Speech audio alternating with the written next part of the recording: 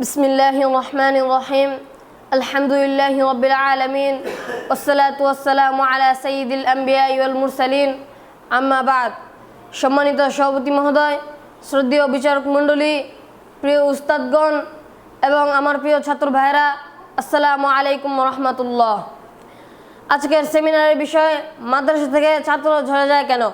এটি অত্যন্ত গুরুত্বপূর্ণ ও সময় উপযোগী একটি বিষয়। আমরা অনেক ছাত্রকে মাদ্রাসায় ভর্তি হতে দেখি, কিন্তু সবাই শেষ পর্যন্ত হিফজ বা কিতাবের শিক্ষা সম্পূর্ণ করতে পারে না। এর পেছনে অনেক কারণ রয়েছে। আমি 3টি কারণ উল্লেখ করব। প্রিয় অভিভাবকবৃন্দ, একজন সন্তানকে হাফেজ বা আলেম বানানো শুধু মাদ্রাসার দায়িত্ব নয়, এটি মাদ্রাসা ও অভিভাবকদের যৌথ দায়িত্ব। বাস্তবে আমরা দেখি এই 3টি কারণে অনেক মেধাবী ছাত্র মাঝপথে ঝরে যায়। মাদ্রাসা থেকে ছাত্র ঝরে যাওয়ার অনেকগুলি কারণই রয়েছে। আমি মনে করি এই 3টি কারণে অনেক মেধাবী ছাত্র মাঝপথে ঝরে যায়। মাদ্রাসা থেকে ছাত্র ঝরে যাওয়ার 1 নম্বর কারণ, অভিভাবকদের নিয়ত সহি না হওয়া। যদি আল্লাহর সন্তুষ্টি ও দ্বীনের খেদমতের উদ্দেশ্যে সন্তানকে মাদ্রাসায় না পাঠিয়ে অন্য কোনো দুনিয়াবী উদ্দেশ্যে প্রাধান্য পায়, তাহলে পথে নানা বাধা এলে সেই লক্ষ্য ধরে রাখা কঠিন হয়ে যায়।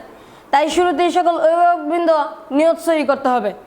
মাদ্রাসা থেকে ছাত্র ঝরে যাওয়ার 2 নম্বর কারণ, সঠিক প্রতিষ্ঠান নির্বাচন না করা।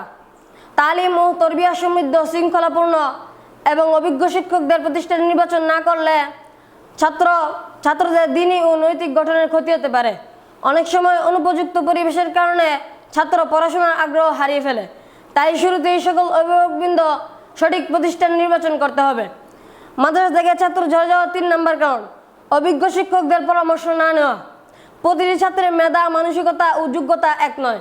একজন বিজ্ঞ ও অভিজ্ঞ শিক্ষকদের পরামর্শ অনুযায়ী ছাত্রকে পরিচালিত না করলে সে পড়াশোনার চাপ, পরিবেশ বা বিষয় নির্বাচনে সমস্যায় পড়ে ঝরে যেতে পারে। তাই আসুন আমরা নিয়ত সহি করি, উত্তম প্রতিষ্ঠান নির্বাচন করি এবং অভিজ্ঞ শিক্ষকদের পরামর্শ অনুযায়ী সন্তানকে পরিচালিত করি। ইনশাআল্লাহ তাহলে আমাদের সন্তানরা মাঝপথে ঝরে না গিয়ে দিনের যোগ্য খাদিম হিসেবে গড়ে উঠবে ইনশাআল্লাহ। আমি আপনাদের সামনে যে 3টি কারণ বললাম, মাদ্রাসা থেকে ছাত্র ঝরে যাওয়ার যে 3টি কারণ, 1 নম্বর হচ্ছে অভিভাবকদের নিয়ত সহি না হওয়া, 2 নম্বর হচ্ছে অভিভাবকদের সঠিক প্রতিষ্ঠান নির্বাচন না করা এবং 3 নম্বর হচ্ছে অভিভাবকদের অভিজ্ঞ শিক্ষকদের পরামর্শ না নেওয়া। এই 3টি কারণ বলে আমি আমার বক্তব্য শেষ করলাম। আল্লাহ তাআলা আমাদের সবাইকে আমল করার তৌফিক দান করুক। ওয়া আখির দাওয়ানা আলহামদুলিল্লাহি রাব্বিল আলামিন। আসসালামু আলাইকুম প্রিয় অভিভাবকবৃন্দ, আমরা প্রতি সপ্তাহে শুক্রবার একদিন সাপ্তাহিক সেমিনার করে থাকি। ছাত্রদেরকে যোগ্য নেতৃত্ব এবং সুন্দর বক্তৃতা দেওয়ার জন্য, তারা যেন যে কোনো মুহূর্তে যে কোনো জায়গায় তারা নেতৃত্ব দিতে পারে এবং বক্তৃতা দিতে পারে, সে লক্ষ্যেই তাদের সাহসিকতার বৃদ্ধি করার জন্য আমরা প্রতি সপ্তাহে একদিন সেমিনার করে থাকি। আজকের সেমিনারের যে বিষয়টা ছিল সেটা হচ্ছে মাদ্রাসা থেকে ছাত্ররা ঝরে যায় কেন। এটি অত্যন্ত গুরুত্বপূর্ণ একটি বিষয়। আমরা প্রায় সময় লক্ষ্য করি উস্তাদ হিসাবে, ছাত্ররা কেন মাদ্রাসা থেকে ঝরে যায়, এর অনেকগুলি কারণই থাকতে পারে। তা আজকে আমাদের ছাত্ররা ধারাবাহিকভাবে কয়েকটি কারণ মাত্র উল্লেখ করেছে। আমরা সেই বিষয়ে আমল করার চেষ্টা করব যারা অভিভাবক আছে।